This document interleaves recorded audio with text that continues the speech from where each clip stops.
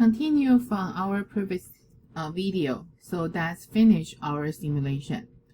So like earlier we say we have about 360 students in the statistics class. Then in section 3, the students say maybe their average is too low. So then we want to see this observed data is really inconsistent with our null hypothesis or not. So we get our observed average from section 3. So now how should we do the simulation? So remember, we always need to do the simulation according to our model. So then here we just need to find, since here our section 3, the group, we have 27 students. So we just need to draw the sample on 27 students from our whole class. So then we find their average. Okay, so remember how to do that. Yes, we need to get from our sample. Here actually we're using the whole 360 students. That's, we think that's kind of is our population. So every time we have our sample size is 27. So that's why here when we do our random sample, okay, so we just according to the score table. So then we do the sample data. So our sample size is 27. So here we do the with replacement equal to false. Also we just random select. Okay, so that's why you can see here, each time you select it's like this. Okay, so then here, they still have their section number, it doesn't matter, but the most important thing we care is the midterm grade. So then we need to find the average from the sample data, right? So the same thing, we do the NumPy average, so using our random sample. So then we using the midterm exam grade, so then we find the average. Okay, so of course every time you run that, so like we say that's the sample data, so every time you run that they will be different.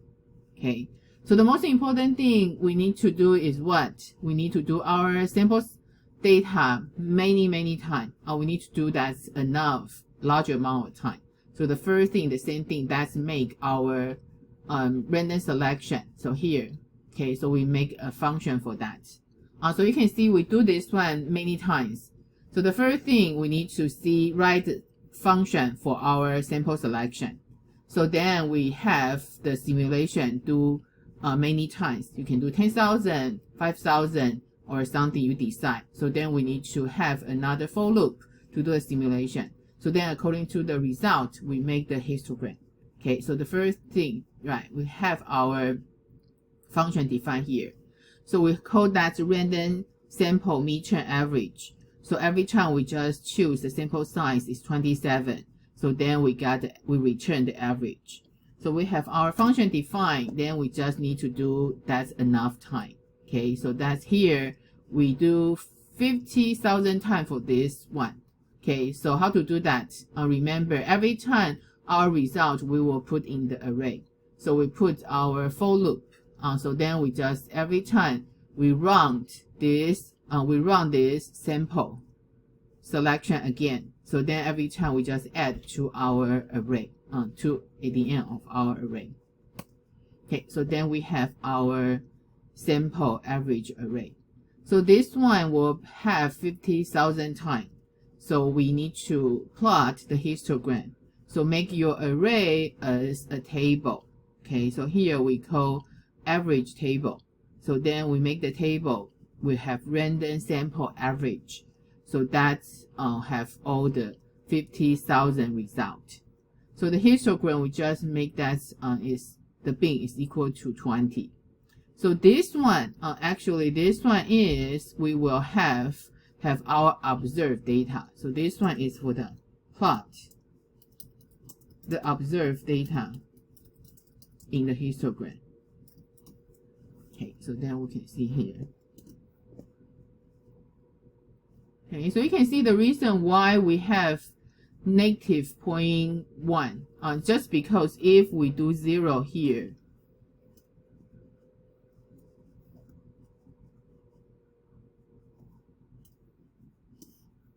okay, so yeah, you still can see here. So then we can do 0, that's fine. So that's just here, we make that become negative. This one is 0, so that's why the section 3 average value we plot here. So if you want to make that more clear to see, so that's the reason we plot as negative 0.01. So here is our empirical distribution, right? So after that 50,000 simulation, okay, so then we have all the result we plot into a histogram. Okay, so right, like earlier we said, we always compare our observed data with our histogram. So they still inside the distribution. Okay, so how should we make our decision? Can we say is significant? Is that inconsistent to our null hypothesis, or is inconsistent to the alternative? Okay, so how to decide? So think about that, pause the video, so then I will review again from our previous example. So you can see from our earlier result, so your observed data, right, they are within the distribution. But how should we make our conclusion? So this one is important. We call that the statistical significance. So is this result is significantly being make the decision or not? So that's we need to review earlier our example. From the previous couple lecture, total we have 3 examples, right? Remember we have the first one is the superior jury selection. Then we have Alameda County jury. Then we have the the genetic example. So those examples, we all have our simulation, okay? So our empirical distribution. So then we plot our observed data. So for the first example, remember that's our data, our distribution. So then that's 8% is really far from the distribution. So we can see before we say even 10 to 15% is very rare. So that's why we know the 8% is really far from our null hypothesis. So that's why we reject our model. We favor to our alternative viewpoint. Then they didn't do random select. Okay, so the same thing for the Alameda jury. The same thing here is our distribution. Okay, so then because we have more than 2 categorical data, we have more than 2 category. So that's why we use our TVD as our statistic. So that's our observed data. So again, the same thing. Here is our distribution. So then our observed data really is far from our distribution. So again, we know they are inconsistent with our null hypothesis. So we reject the null hypothesis. Then we favor to the alternative viewpoint. So for these two, it's really very obviously we can see the result. Then we make the conclusion. Then if you remember the genetic example. So Mendel say the purple flower, the chance to get a purple flower is 75%. So instead of we have the 2 direction, low or high, so that's we using the distance from 75%. So this one is our distribution. In our example, because the Mendel's null hypothesis exactly say is 75%. So that's why our alternative viewpoint we say is not 75%. So that's why since the observed data is not 75%, so that's we favor alternative viewpoint. But sometimes you can see here, if we just, in that case, if we say they have a range around the 75%, so then you can see here is the distance from the 75%. We all have the positive value because we find the absolute value. So then our observed data actually is within the distribution. Okay, So that's why here, if we just say, if we have the range for that, so then we don't know here if that's really being acceptable or not. But the most important thing here is we call the tail area. According to the empirical, your simulation result, then your observed data, okay, so according to their location, remember that's empirical data, so that's why we can see here they are all the percentage distribution. So depends on where your observed data are located, so we can calculate this observed data is in what kind of percent from the distribution. So then in order to find the area, that's what we call the tail area, because you can either be one side, okay, lower, or the other side higher. That's the reason earlier we told you when we do our simulation, please make sure you only have one direction from your distribution. So that's we can find the tail area. Okay, so if you have both the low and high need to consider, it's better you find the distance. So this tail area actually help us to do the convention about the inconsistency, help us to do the conclusion.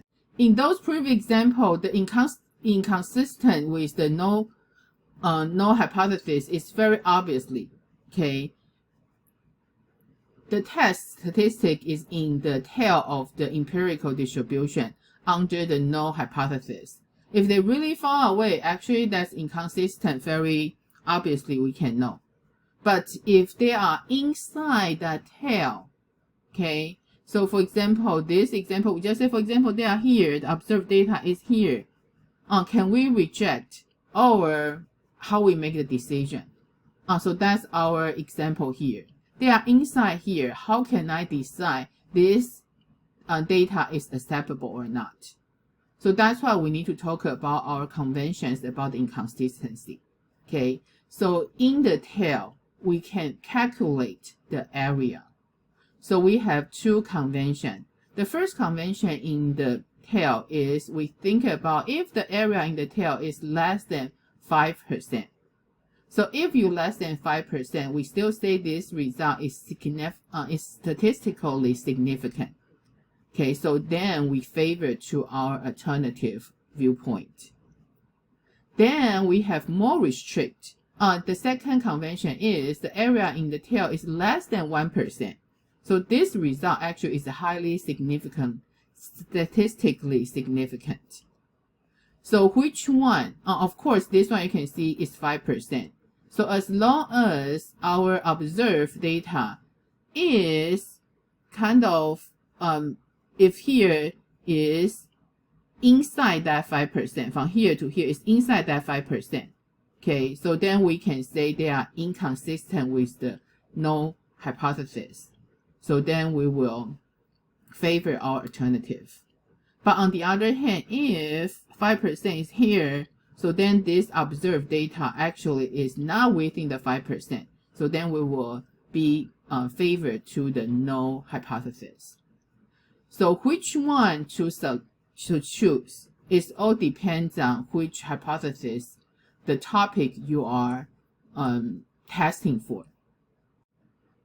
So sometimes like the biology question or your medicine or your kind of product line decision, that's all depends on your situation, you choose which one. So for our example, we just using the 5%. So then we can better see, we just need to see they are statistically significant or not. So how to find this 5%? So pause the video, think about that. So then you can go back to see the picture. So we go back to see this diagram. So we just want to know how to find this one is 5%. Okay, so we have two approach. The first approach is since we have 50,000 data, right? Okay, so we just need to see this 50,000 data. Then if they just kind of sort by the order low to high. So then we just want to see this one is within 5% or not. So if they are sorted, we just need to find the first 5% from this 50,000. So then the second approach is we can find the area from there. The area from there. Okay, so then we draw the 5% line. So then we will talk about in the next lecture, in the next video.